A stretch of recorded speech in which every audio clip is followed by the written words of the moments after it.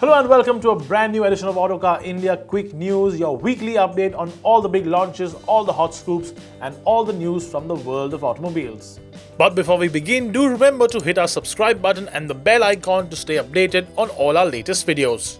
It's been a bit of a packed week for car and bike launches, from facelifts to BS6 upgrades and even an all-new bike. Let's start off with the facelift Mercedes-Benz GLC. The Mercedes-Benz GLC facelift features a revised headlamp and tail lamp design, a new look for the grille, and styling tweaks to its front and rear bumpers, all of which bring it more in line with the newer Mercedes-Benz SUVs. On the inside, the GLC now gets a 10.25-inch touchscreen with the new MBUX user interface that features the Hey Mercedes voice command systems. Engines on offer are the GLC 200 2-litre petrol with 197 horsepower and the GLC 220D 2-litre diesel with 194 horsepower. The SUV is now priced from 52,75,000 rupees for the petrol and 57,75,000 rupees for the diesel. From one facelift to another, JLR has now launched the Jaguar XE facelift in India. The Jaguar XE gets a new front end, sporting a sharper bumper and tweaked LED headlights, while the rear gets a new bumper with a reworked diffuser lower down and updated LED taillights. The car also gets a digital instrument cluster in the top spec variant, with other interior updates including a new dual touchscreen setup. Both the petrol and the diesel XE facelift get an S and SE variant, with the S price at 44,98,000 rupees and the SE at 46,32,000 rupees for both engine options. Now, as with every week, there is a BS6 updated car this week too. Mahindra has launched the BS6 version of the XUV 300 petrol in India. Let's have a look at how much the prices have gone up by. The updated XUV 300 petrol is Mahindra's first ever BS6 product in India. The update on the XUV 300 has kept the power and torque figures on the compact SUV unchanged. The 1.2-litre unit still makes 110 horsepower and 200 Newton meters of torque. Prices on all variants have been increased by 20,000 rupees, with the fully loaded variant priced at 11,99,000 rupees.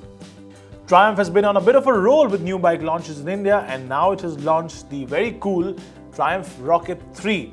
And normally, while prices get more expensive with a new bike launch, this time around the new Rocket is actually about 2 lakh rupees cheaper. Launched at 18 lakh rupees ex-showroom, the new Triumph Rocket 3 is priced lower than its predecessor and is now imported from Thailand under the free trade agreement. The Rocket 3 is powered by a 2.5-litre liquid-cooled engine making 167 horsepower and a whopping 221 Newton meters of torque. It is also the largest engine to be fitted on a mass-produced motorcycle. The Rocket 3 takes on the likes of the Ducati Diavel. Let's move on to more general news now, and first up, Maruti Suzuki has just reached a major sales milestone: 20 million cars. Maruti Suzuki, the country's largest car maker, launched its operations in India in 1983 with the original Maruti 800 and took 12 years to sell the first million cars in India, but the last 5 million of the 20 million sold till date have come up in just a record 4.5 years. With bestsellers like the Altroz, Swift, Wagoner, Desire, Brezza and the Baleno, this comes as no surprise. Now, the Altroz is Tata's answer to the likes of the Maruti Suzuki Baleno and the Hyundai i20, and that will be launched very soon. And you can read our review and watch our review on our YouTube channel of the Altroz very soon. But we now have a little bit more information on the automatic version of the Altroz, which will be launched eventually.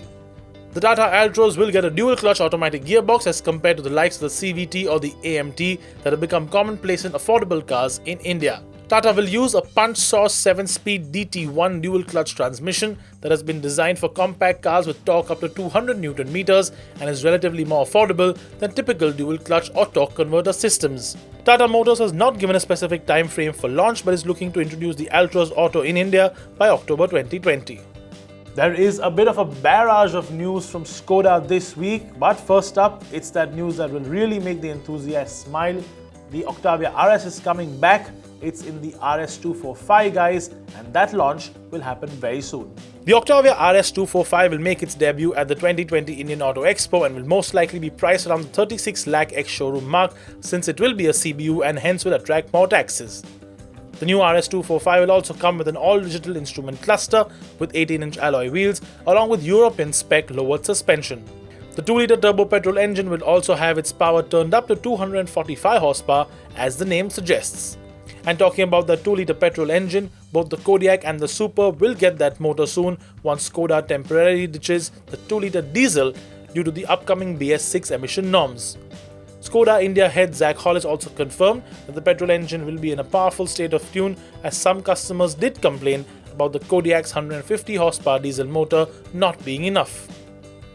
Skoda will also be launching the Karoq in India in April 2020 with a 1.5-litre 150 horsepower turbo petrol engine and a 6-speed manual or a 7-speed DSG automatic. The new SUV will be brought to India under the 2,500 unit import rule and will be a CBU.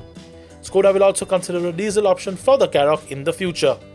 India could very well have its first ever fuel cell vehicle. Hyundai has now confirmed that it is doing a feasibility test on whether fuel cells will really work in India. And if that does go through, India might get the likes of the Hyundai Nexo. The Nexo comes with a 95 kilowatt hydrogen powered fuel cell that powers an electric motor generating 161 horsepower and 395 Newton meters of torque.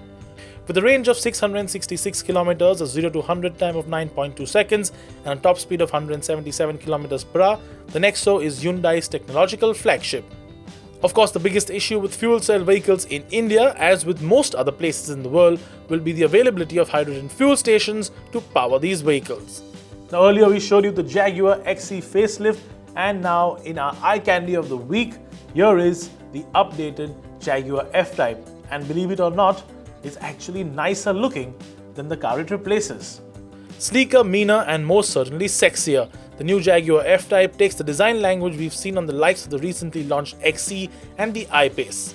Updates include a set of new front headlights that are much slimmer than before, a new larger grille, a new set of bumpers, and a vented bonnet. The new F-Type will get only an entry-level turbocharged 4-cylinder motor and a top-spec supercharged V8, dropping the mid-variant V6. And that's all the time we have for you this week. As always, do leave your opinions in the comment section below, and thank you so much for watching. We will see you next week.